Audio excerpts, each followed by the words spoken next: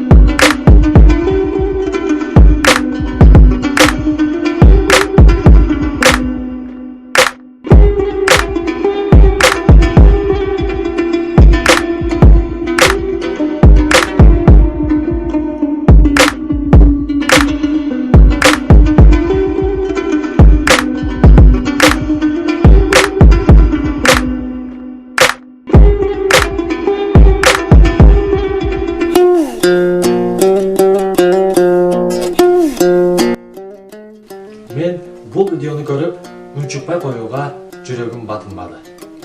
Кээ бир өлкөлөрдө, кээ бир өлкөнүн өспүрүмдөрү тынчтыкты каалап, мектепке барып билим алууну эңсеп жүрүшсө, биздин урпак улоочу, келечектеги мээримдүү эне болуучу суйкайган сулуу кыздарыбыздын бул кылып жаткан кылык жоруктары зээнди кейитпей койбойт.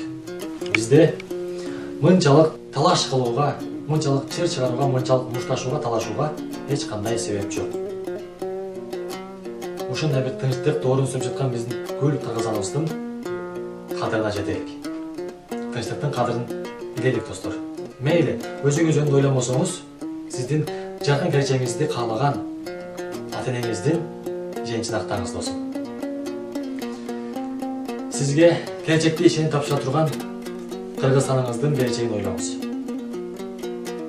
Кыргызстан сиз менен мен жаштардын колунда.